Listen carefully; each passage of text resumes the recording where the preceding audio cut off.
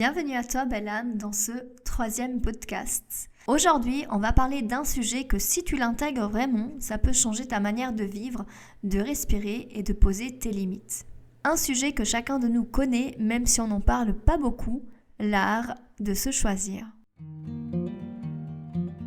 Donc aujourd'hui, on va parler de se choisir maintenant.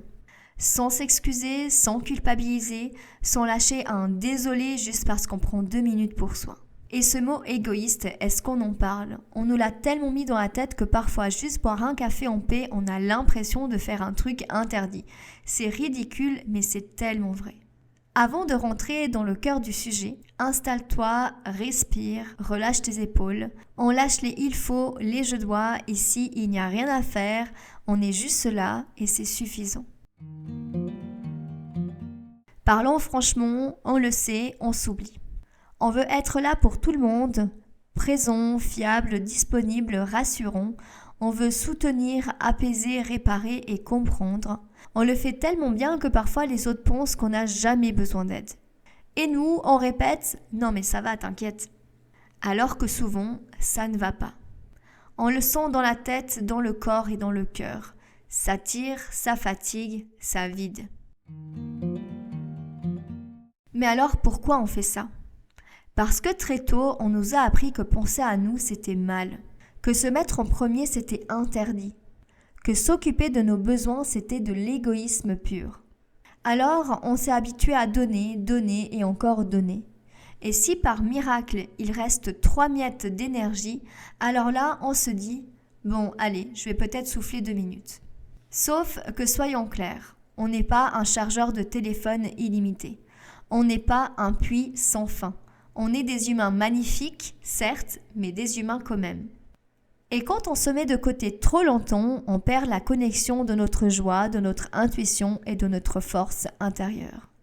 Et c'est à ce moment-là qu'on passe en mode survie.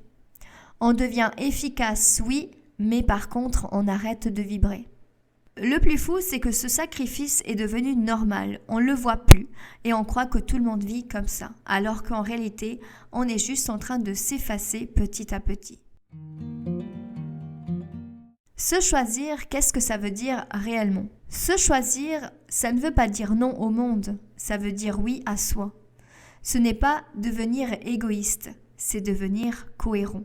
Ce n'est pas fermer notre cœur, c'est arrêter de le sacrifier pour tout le monde, sauf nous. Se choisir, c'est écouter ce qu'on ressent, respecter notre rythme, savoir dire stop quand quelque chose nous abîme. C'est arrêter de faire semblant que tout va bien juste pour rester facile. Par exemple, c'est dire ces quelques phrases. Je mérite de me respecter. Je mérite de me protéger. Je mérite d'être une priorité pour moi-même. Et cette phrase, elle change tout.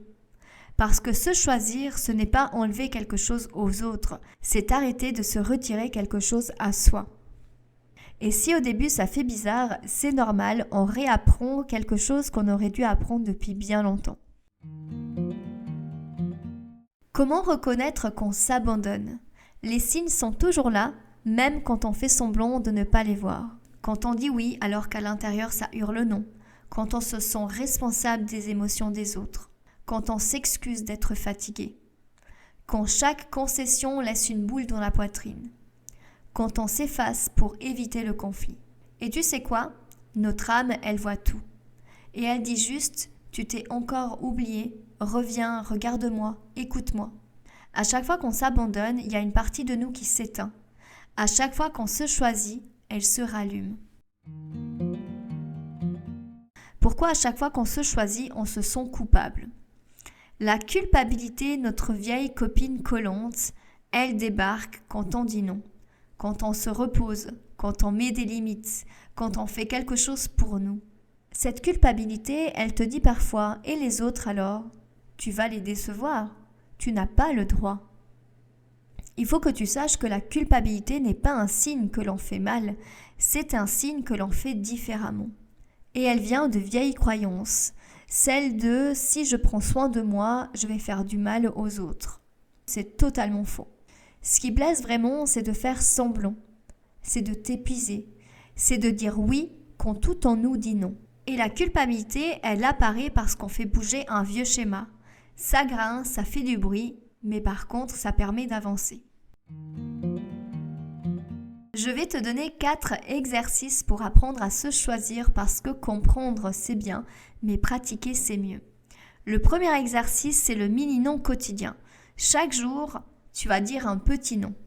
Non merci, pas maintenant, ça ne me convient pas. Et tu vas voir que petit à petit, tu vas comprendre que le monde ne s'écroule pas. Le deuxième exercice, c'est le check-up du corps. Avant de dire oui, arrête-toi 2 secondes. Tu respires, tu observes. Ton corps, il sait toujours. Si c'est un oui, ton corps, il s'ouvre. Si c'est un non et que tu ne dois pas y aller, ton corps se serre. Le troisième exercice, c'est la liste de tes vraies envies. Prends un carnet et note ce que tu veux vraiment. Des choses simples, profondes, bizarres, petites, grandes, peu importe, on s'en fiche. Une liste qui te recentre, qui te permet de savoir ce que tu veux et qui te permet de ne pas te perdre. Le quatrième exercice, le matin, tu te poses la question « Comment je me choisis aujourd'hui ?» Tu écoutes la première image, le premier mot, la première sensation et tu fais. Même si c'est petit, même si c'est minime, les petits pas font la grande différence. En conclusion, se choisir, c'est pas un acte de rébellion. C'est un retour à la maison, à ta maison intérieure. Chaque fois qu'on se choisit, on dit à notre âme « Je te vois, je t'écoute, je te respecte ». Ce podcast arrive à sa fin. Merci d'avoir été là. Merci d'avancer doucement vers toi petit à petit. Et nous, on se retrouve très bientôt pour un prochain podcast. Ciao!